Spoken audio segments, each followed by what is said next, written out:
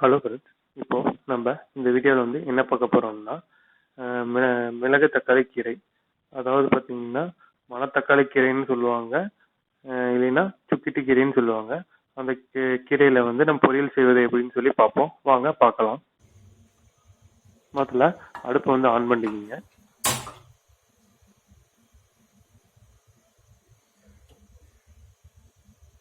பாத்திரம் சூடானதுக்கு அப்புறமேலு நம்ம எண்ணெய் ஆட் பண்ணிக்கலாம். இப்போ பாத்திரம் சூடாயிருச்சு, அதனால நம்ம எண்ணெயை ஆட் பண்ணிக்கலாம்.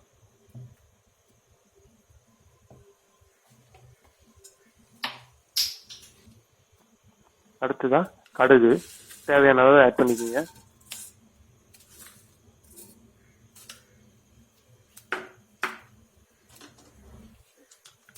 அடுத்தது கடலைப்பருப்பு,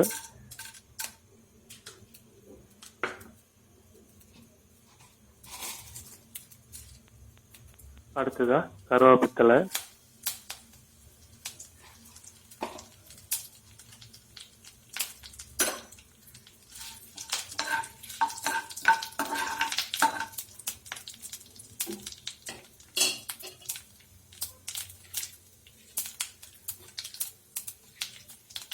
அடுத்ததா வரமிளகாய்,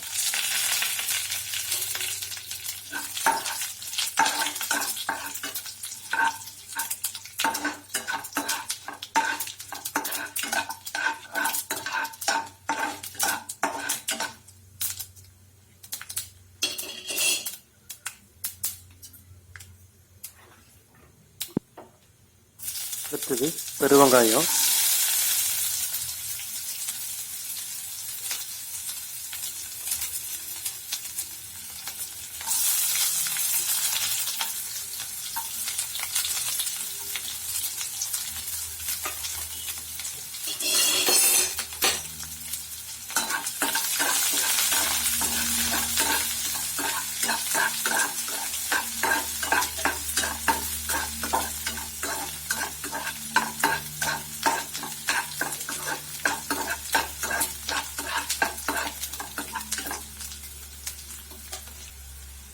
அடுத்தது உப்பு தேவையான அளவு ஆட் பண்ணிக்கோங்க.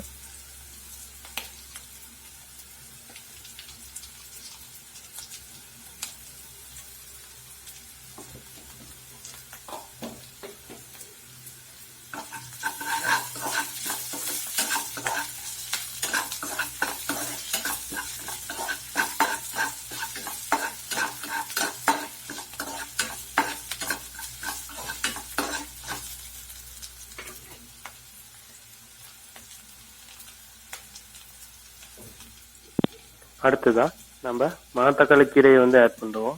கீரையை பார்த்தீங்கன்னா நான் தனித்தனியா இலையை கிள்ளி எடுத்து வச்சுட்டு நல்லா வாஷ் பண்ணிட்டு அதை கத்தியில கொஞ்சம் பொடி பொடியா வர மாதிரி நீங்க நறுக்கி எடுத்துட்டு நீங்க ஆட் பண்ணிக்கலாம்.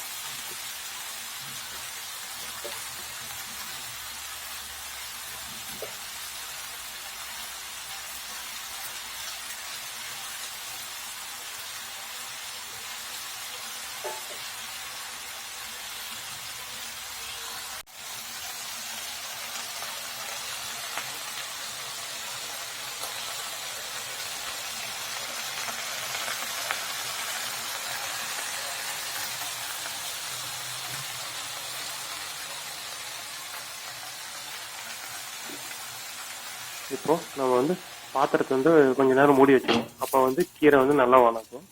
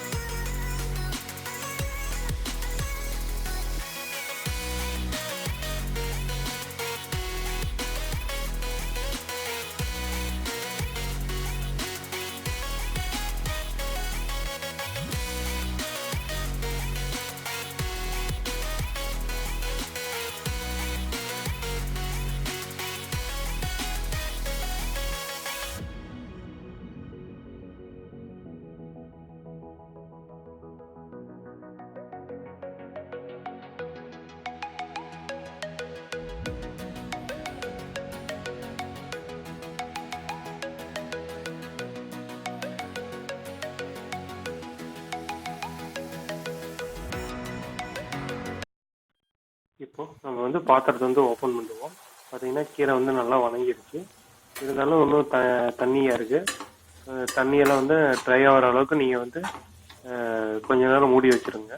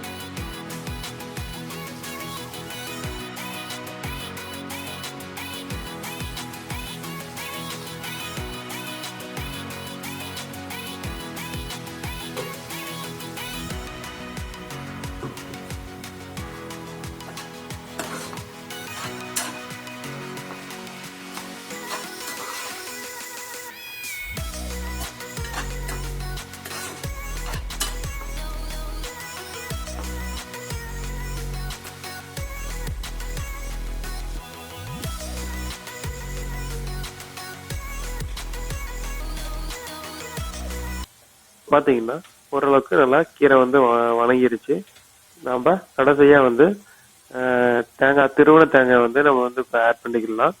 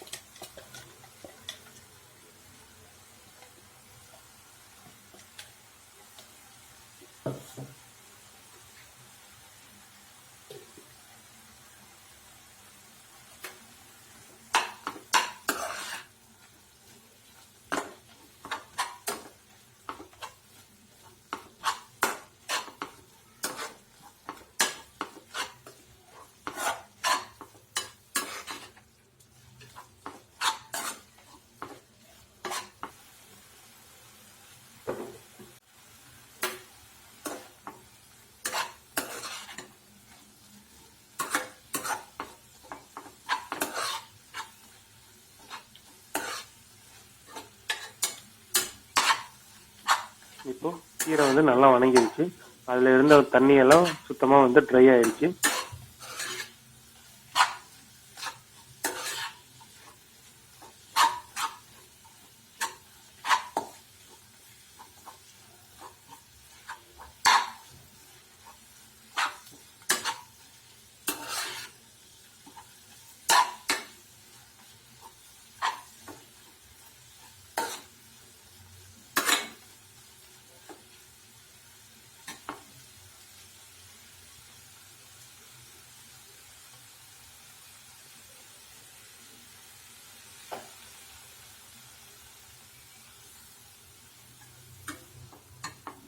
இப்போ நம்மளோட மணத்தக்காளி கீரை பொரியல் வந்து ரெடி. இந்த வேலை பண்ணாலும் கலக்கலா பண்ணி வைக்கணும். அப்பதான் நாம செய்யற சமையல் மனம் குணம் எல்லாம் நிறைந்து வாசனைக்கு மூக்கு வாயிலாம் ஜொல்லு ஊத்தணும். நான்வெஜ்ல முக்கியமான விஷயம் காரம். அதனால சில்லி சாஸ் இதுல எந்த அளவுக்கு போடணும்னு எனக்கும் தெரியாது, சாப்பிட்டாதான் தெரியும். சில்லி சாஸ், டொமேட்டோ சாஸ் ஊத்தியாச்சு. அடுத்தது நம்ம உப்பை மட்டும் தான் ஆட் பண்ணணும். உப்பு இல்லாத பண்டம் குப்பைக்குன்னு சும்மாவா சொன்னாங்க? அச்சோ, பெருசா விழுந்துச்சு. அடுத்து சக்கரை கொட்டு. ஓகே.